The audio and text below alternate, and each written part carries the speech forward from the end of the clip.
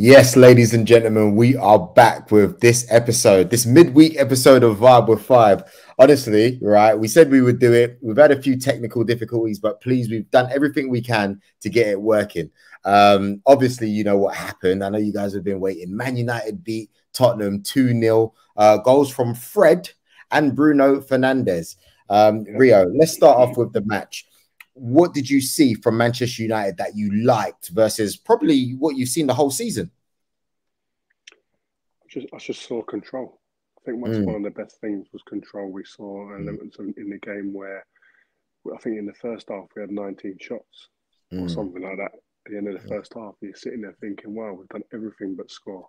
I mhm. think that we were very, very controlled. I think Casemiro, who another you guys, you and Steve embarrassed Here we yourselves go. last week or a couple of weeks about talking about him. He shouldn't play.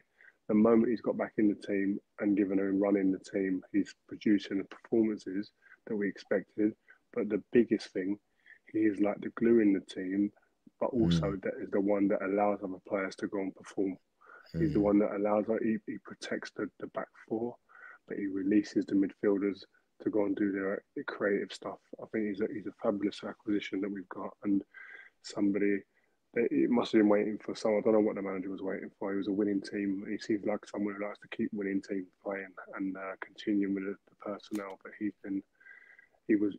thought Casemiro positionally today was absolutely immense. Um, I think, listen, I said on Vibe with Five on Monday, up until the final third, I think we've looked very controlled in recent weeks. yeah. I still think in the final third, that killer instinct wasn't there today. Marcus and Lloris had a cracking match. It was like Marcus versus Lloris, and Lloris won today. Pulled out a couple of amazing saves. And Marcus will be kicking himself, I think, because it was a good opportunity for him to bag a couple of goals today, and he didn't get to do that. But I thought his all-round performance was good. Um, but still, in the final third, we're lacking that spark, that little cutting edge.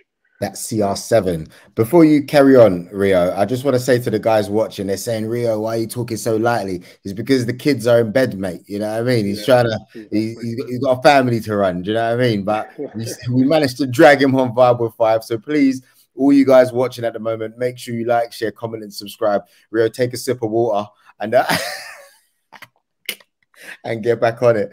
But yeah, the way Manchester United set up today, you know, overall, were you pleased with it when you saw, you know, how compact they were in defense? I generally thought, obviously, the first half you were in full control. What can you talk about? What can you say about Man United setup? I think Eric Ten Hag has got a back two in Varane and Martinez. They look absolutely solid at the moment. Obviously, the City game, bar that, together they've been immense. Another clean sheet today. Luke Shaw looks like a man back in form as well. Um, and Dalot's doing his thing over on the right. I just think that that triangle is so important. I had it with Vidic, myself, and Carrick. Yeah. And I think now they seem to have that. There's a good blend of experience and athleticism and now some know-how, aggressiveness in there to really snuff games out and to really dictate and dominate games. And I think Man United we got caught a lot in past seasons in transitions and on counter attacks and stuff like that, but we don't look like we're doing that at the moment. So we're keeping the ball, we're retaining the ball, we're putting teams under pressure, we're pressing, but we're not looking vulnerable at the back, which is a big difference. I thought I said it in the group. I was just like, oh, Spurs are gonna catch you on the counter. You know, Yeah, like I was gunning for it, man. You know, the amount of shots that Man United had in the first half, I thought if you don't start converting, you could be in trouble here. But you know, it was the total opposite. Fred comes out second half, gets the goal. What can you say about his performance today? energetic. Fred does what Fred does, energetic at times, gives the ball away here and there. It's But I true. think again, I think that's what Casemiro brings. I think he makes other players better, and I think that he could be just what Fred needed. Maybe that someone to give him that little bit of discipline and to talk him through a game a little bit as to when you run out and use your energy, or when you stay and remain in good shape. I think that's what Fred's lacked. I don't think he's ever lacked work ethic or desire. It's just sometimes it gets the better of him and he jumps out and he leaves the team wide open at times when if he doesn't get the ball when he goes out to press. I thought, yeah, Fred, his shot was powder puff. The deflection obviously played a big part, which was great for him. But I thought he done well today, Fred. But I think in Bruno again being allowed to go on and be a bit more creative. I think you see a difference when Eriksen isn't playing. I think that's still. I think when he doesn't play, that bit of control, that guile, we miss when he doesn't play. But Bruno today got that one opportunity to curl it in past Lloris, who I thought was magnificent today with a great effort, great strike. Yeah. You know, I'm going to talk about Bruno a little bit more and the disallowed goal, which I thought was flipping fantastic. I can't lie. But Erik ten Hag has just said, right, that when it comes to Ronaldo, he will deal with that tomorrow. Now, bro, like, that's the GOAT right there, man. Like, it confuses me because even though Marcus Rashford did have a good game, you know, and it's great to see him playing again, he looks like he's got more confidence. I still don't get how Ronaldo isn't starting. I mean, not even getting anything. And then obviously he's going to be upset. You know, Rio, what's your take on him? First of all, not starting him. Yes, you got Chelsea on the weekend, but what is your take on this whole situation? It baffles me more and more. My only thought could be that Cristiano has been safe for the weekend against Chelsea. I think that's the only way that I see it. Logically, I think that he didn't play. Today, I think Ronaldo will be absolutely fuming with that naturally, and I wouldn't expect anything different from him. I think the big problem Erik ten Hag's got is that coming up to this next window, I think he's got to think very carefully about what he does. If he doesn't see Cristiano Ronaldo as a starter in his team more often than not, I think he has to release him from the contract. He has to let him go, because it's not fair on anybody, on the club, on Cristiano, on Erik ten Hag, or the players, if that after every game that Cristiano Ronaldo doesn't start, the first question is, why didn't Cristiano Ronaldo start? And that's the story. Man United have won 2-0 today, and one of the leading stories will probably be about Ronaldo tomorrow. And that can't be right. So I think that you sit here and think, why did Man United just not let him go then? If Erik ten Hag kind of knew he wasn't going to be part of his main plans. That's the baffling part for me, because you think what someone's done in their career at his level, you've got a feeling the manager surely would have known before the season started, am I really going to play Ronaldo a lot? Is he really what I want in my team? Is he the future of what I'm building around? And I think if it looks to me right now that he probably would have erred on the side of no. And if that's the case, I feel that he probably should have let Cristiano go, because it's going to be something that probably hampers him, the manager, going forward until the day Cristiano leaves the football club. Because of how big he is, because of how much of an icon, how much of a superstar he is. Yeah. And, you know, I want to challenge you a little bit. You said that the only thing you see is that he'll probably be starting or playing at the very least a large majority, would you say, against Chelsea? Is that what you think, why he hasn't played today? A large majority? Or No. I'm just saying, I'm being devil's advocate. I'm thinking the only reason he or a bit facetious, maybe he's not playing because he's playing at the weekend. Boy, none of us know. None of us know the answer to that question. So yeah, I mean, to me, it's strange. I think even a little 10 minutes when you're 2-0 up and the game seems wrapped up, for me, this is me talking, for me, if that's the case, then get him to come on, because otherwise you're going to have an angry Ronaldo. Is that really what you want for the rest of the week? You know, now you're having to answer to press and say, we'll focus on that tomorrow. Let's focus on the win for now. To me, it doesn't make sense. To me, it just seems that the guy's not part of his plans. He's not feeling it. And you told me last week, right? Well, a few weeks ago, me and Steve, when we were getting onto Casemiro for not performing how we thought he should, right? You said, you and Jermaine Genius said in that episode that players need a run of games. You know, they need time, etc. Fair enough. Cristiano doesn't need time to get used to the league, but it seems like he's playing a game here, not starting there, playing 2 games here, not starting there.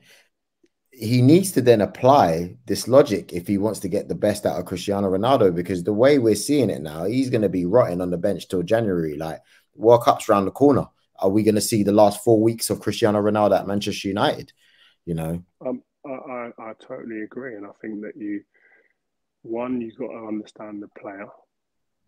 You've got to ask those questions and have those conversations. What does your body need?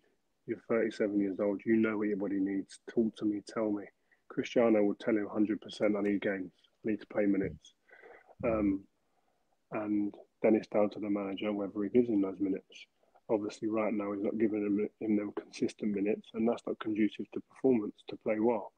But what I would say is that Cristiano Ronaldo will be sitting there thinking, right, Man United aren't playing me. And they'll be thinking, what happens now? Because I need to go to a World Cup ready. I need to be going to the World Cup ready to perform. And he'll be sitting there going, actually, this isn't helping anyone. This isn't helping Man United because I know I can go in there and score goals. This isn't helping Portugal for when I go to the World Cup. So what am I going to do? And I think that's the questions Cristiano will be having in his head tonight or tomorrow when he wakes up. I don't think he'll sleep tonight. I think he'll be sitting there going, right, something needs to give here. Questions need answering. Like, what's my role at this football club right now? Yeah.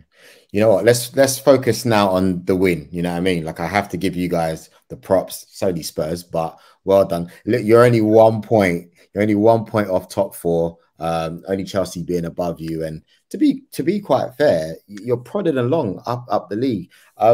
First of all, Bruno's disallowed goal. Oof, that was tight. You know, on any other day you might have given that, but he was just about offside. Are you seeing how quickly you guys are off the break now, countering? It looks fantastic. Yeah, I see moments where I go, "Oh, that's back to the old times." But at the same time, you want more, and I just feel that we're getting into good 1v1 positions at times, or we're getting into overloads, and we're not just being decisive enough. But the sharp end of the game isn't quite clicking yet, and I think the manager will be thinking that as well. But I think he'll be delighted with everything up to the final third.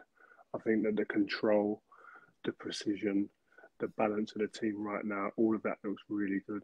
The passing combinations to get us through the pitch at the moment look really good. It's just in that final third, I think there is room for improvement, but I think that will come. I think that's going to come. That last creative element. At the moment, we're relying on individuals, but I think that the combinations and whatnot will come in time with a bit more training and a bit more understanding of the manager as well. All right, cool. So looking at Chelsea, from what you're seeing, right? From what you're seeing, do you really believe that you have the capabilities of beating Graham Potter's team away? I mean, you've seen how well he started. You're seeing how some of these players are clicking. I know that you're a United legend and you're going to have to believe in your team, but realistically, what are you expecting to get down there at Stamford Bridge come this weekend? I think it'll be a tight game. I think it'll be a really tight game. I think that Graham Potter's done a remarkable job since he's gone there. What I like about him is the way he changes his formations during the game. Can play 2, 3, 4 formations during one game, sometimes one half. He's really he's got the ability to do that. Great coach.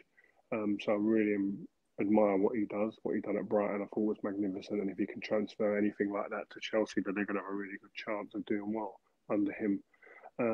Mason Mount's stepped up another level again, getting goals to add to the performance.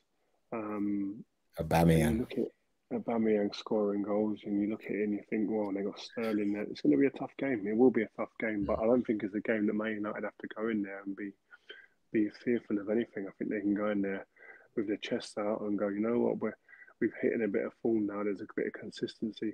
What happens is when you're going and you don't look like conceding goals, that breeds a big bit of confidence for the team. You can go anywhere. I remember we used to go anywhere and feel that we'll be confident of coming out at least with a clean sheet. And then if our attacking players go and do the business, then we win the game. And I think Man United aren't quite at that yet, but I'm liking the steps in the right direction with the team. Still 8 points behind Arsenal.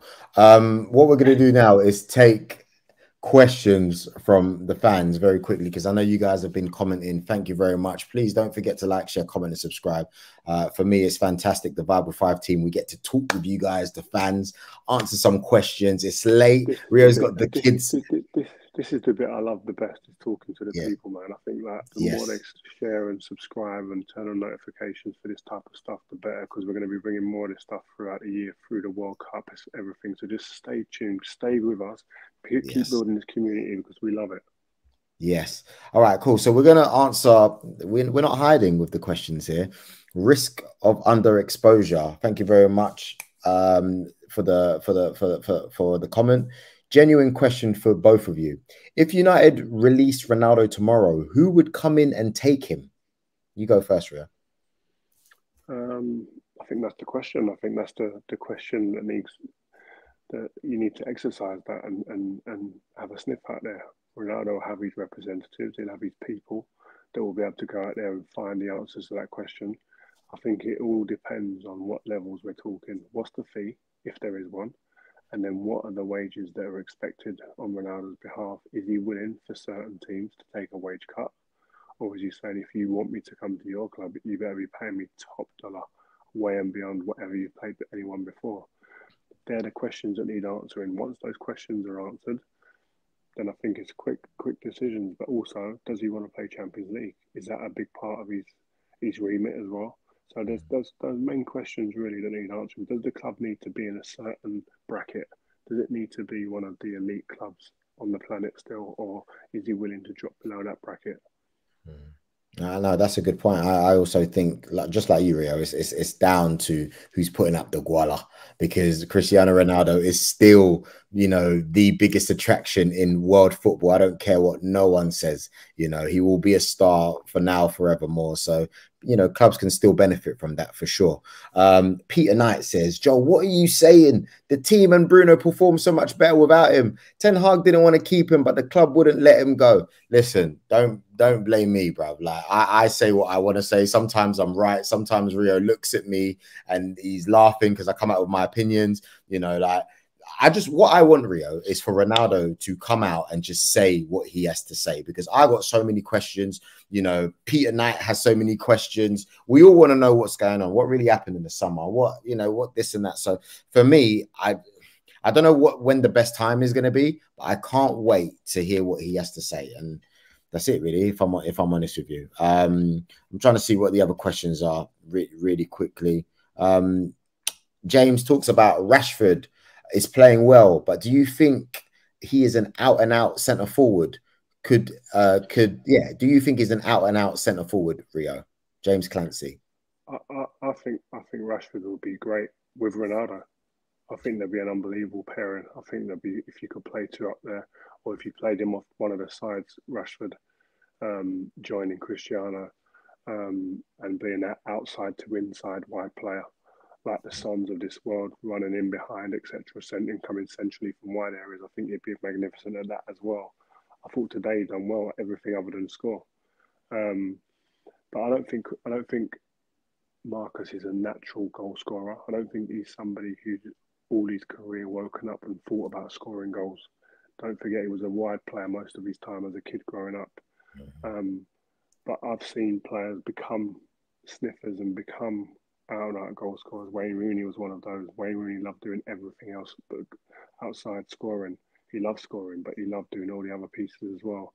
And then honed himself and became a goal scorer. That's why he broke all the records. Marcus could do that. I think I'm not saying he's a Wayne Rooney or anything, but I think he could become more of a goal scorer than he is with just the mindset, and switching that mindset to being just about scoring goals sometimes, because I think he does so much around scoring and putting the ball in the back of the net that he probably sometimes is lacking even just energy, because he's putting so much in elsewhere.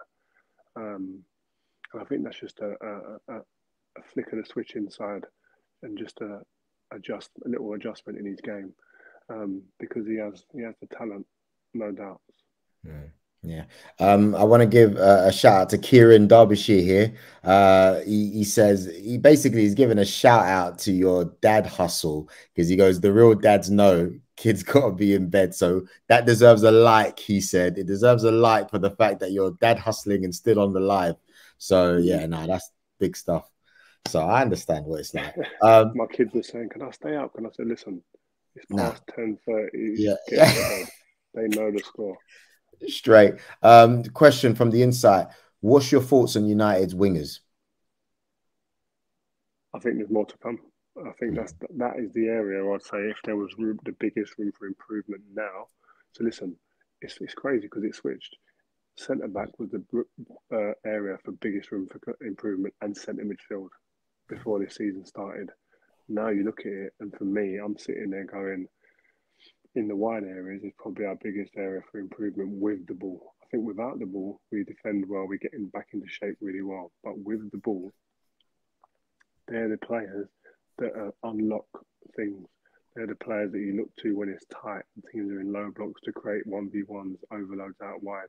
And then that bit of magic to open things up. And then defenders have to come out of their comfortable slots because you've broken past that man and you're on the byline now. And then the disarray happens with the opposition. We're not getting that right at the moment. And I think we've seen glimpses in Anthony, but I think in Sancho there's more to come. There's more to deliver in that area, and I think he'll be wanting to do that as well. Rio, I'm gonna look at a few other results today because of and yesterday, obviously. So you had Palace beat Wolves 2-1. Obviously Man City, Arsenal versus Man City. Go on. Wait. Eze.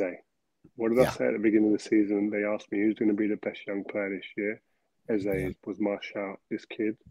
And they're saying he might be in the 55-man prelim squad for the World Cup. This Oh, kid is the truth. I love him. yeah. And Zaha scoring the winner as well. So, yeah, man, they got and Elise to add to their front three. They've got a really good look, really good looking front three.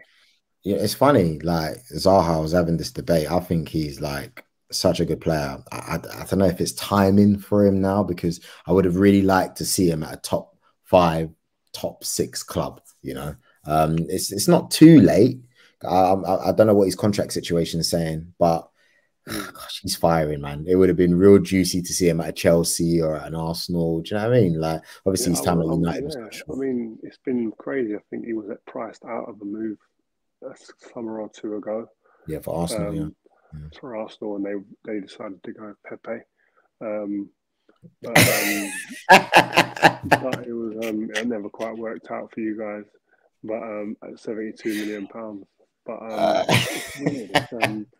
He's somebody I think that everybody says, oh, he could definitely go and play it. And he just hasn't had the opportunity. And it's unfortunate for him because I think deep down he would love to test himself again after being at United, it not working, coming back, showing the character to come back and be the main player again at Palace, being humble, and then not getting the opportunity once again once he proved himself. So it's but I think Palace are trying to get him to sign a new deal at Yeah, the I mean, moment. So someone in we'll the see. comments said he's free this summer. So if Yeah, he is, it'd be a great free. It'd be a great free for mate, someone. mate, I'll grab that straight away. Obviously, you've had Newcastle beating Everton 1-0. Almiron with a goal. I know that if Steve was here, he'll be calling out for Frank, but he's not here, so we can move past it. Brentford 0, Chelsea 0. That's a big boy result right there Big for Brentford. result, massive result. I'm just watching some on the TV next to me actually, the Brentford game. Yeah. It was the replay of it, but yeah, I mean Tony had a couple of chances as well. I think it was Brentford. It's a hard place to go that though, man, for anybody. Difficult Yeah. place. So they Chelsea, good result for them. Well, not a decent result. I'm sure they would have preferred to win, but yeah, I'm glad they only got a draw because they're going into the game not as confident as they would be if they'd have won against Man United.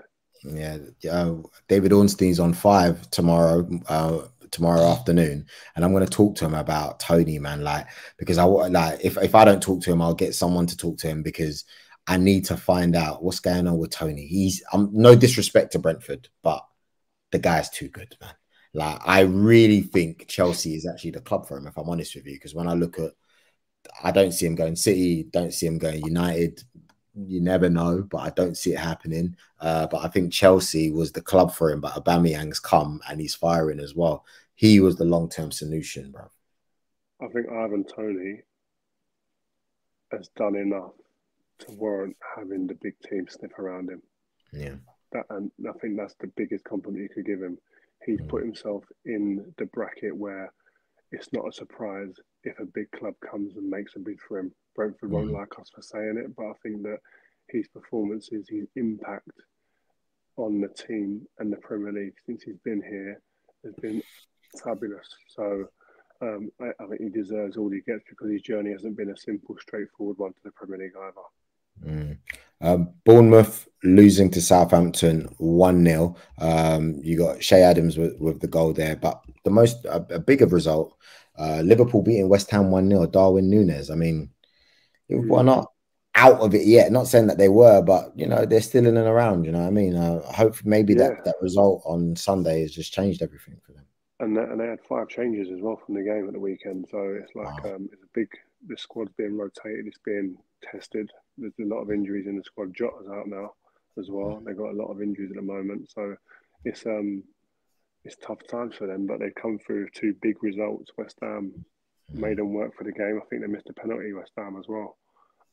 So in that game, so it's been a tough evening, but you get the 3 points, and Liverpool will be rubbing their hands together, saying, you know what, we've got through that one with big injuries as well, and they've got the big summer signing with a goal as well. I think he's got 3 and 4 games at the moment now, so um, he's hitting a little bit of form. There's still a lot to do, but I think if he wants anybody scoring outside of Salah, it'll be Nunez. I mean, for me, when it comes to him, I've just googled some of his stats. It says there's six matches, 2 goals, Premier League. Yeah, that's all he's done actually. And Champions League, four games, 1 goal. So you're right, 3 goals overall. Um, I think he's classy. If I'm honest with you, I don't know if it's unpopular opinion, but I think there's something there. It's just he's just come at a funny time. I think when he clicks, he's going to do well. And obviously, you're not happy that Jota's out in terms of you want to see him in the World Cup and stuff like that. He's a doubt for that. But I think this is now the time for Núñez to step up and show why he got bought for the money that he got bought.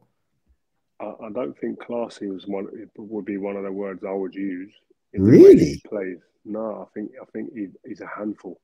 I think Bullish. he's aggressive. He wants to battle. He wants contact. He don't mind that. He wants to run in behind and make it uncomfortable for you. Do you know why I call him classy though, He Rio? Sorry to interrupt, yeah. But when he was playing against Fulham, yeah, like I've seen him a couple times this season, like live. And Charity Shield, you're right. He is like bullish. He is a problem, but there's a bit about him as well with the back heels and the flicks, mm, and he's got that in him as well. mm. So there's a mixture of both, if I'm honest. I just think his finishing, his execution isn't quite clean yet. He may end up being a classy and clean finisher, but at the moment I don't see him as being that. Listen, it might be confidence Mm, because I've seen him at Benfica and he did hit the things cleanly, but there was still a rough edge around him. But I put that down to age. I think mm, that he could probably grow into that. I think he will do. It's going to take time, but right at the moment, I think he's snatching at a lot of stuff. But that's expected as a new signing who hasn't had the perfect start like a Haaland, who's everything he hits the back of the net. So, but I think he's got all the right attributes to be a mm. success at Liverpool. He is. Guys, I want to say thank you very much for joining us on this live. We've given you a vibe with five, dad, Rio and his dad hustle, Joel Bayer, tired eyes, puffy face, but we still here, baby. I don't know what are you pointing at? What, being sixth, fifth? Are you 2-0, bro. 2-0. 2-0? Geezer. You're 8 points behind us, mate. You know what I mean? You're 8 points behind us. The mad thing is, Go if on. ever we were 8 points behind someone at Christmas at the turn of the year, that Yeah. was almost like we were like that in Rio. the running. Patrice ever isn't there anymore, man. Hold on, Go on. Patrice Evra. Did you see Patrice Evra earlier eating the grass? Is he shot? Yeah, but he said he also said he'd rather Conte as the Man United manager over Eric Ten Hag. You wouldn't say that right now. I think Conte is a great manager, and I think he's got some great strong traits that I really admire. A winner. He dictates. He's, he's massive on discipline. He's fiery. He's passionate. He's a man about detail. But Mm, right about now, if you look at the 2 teams and mm, who's playing the better football, Spurs for me at the moment are playing really poor football. mm, Especially against the big teams, I watched them against Arsenal at the Emirates. They just mm, camped in their own box almost of the game. yeah, looked dangerous on the counter. That was it. Today, got outplayed for big parts of the game, if not all of the game. Didn't really look like scoring a goal, really. Powder Puff, they just don't look like a team that are playing good football or have any confidence at the moment. So I think Eric Ten Hag, if you were going to look at them and give them a marking out of 10, Eric Ten Hag at the moment, at this point of the season, will probably come out with, I don't know, a better number, but you've got better. I think the trajectory looks better for Ten Hag this season than it does I for agree with that. Conte's team. I agree with that. Guys, we have to wrap up now. Please make sure you like, share, comment, and subscribe. We will be back soon with Vibe 5 on Monday. We've got David Ornstein with us tomorrow. So please put your notifications on. It is bedtime. Man United beating Tottenham 2-0. And yes, Vibe 5 will be back soon. Peace.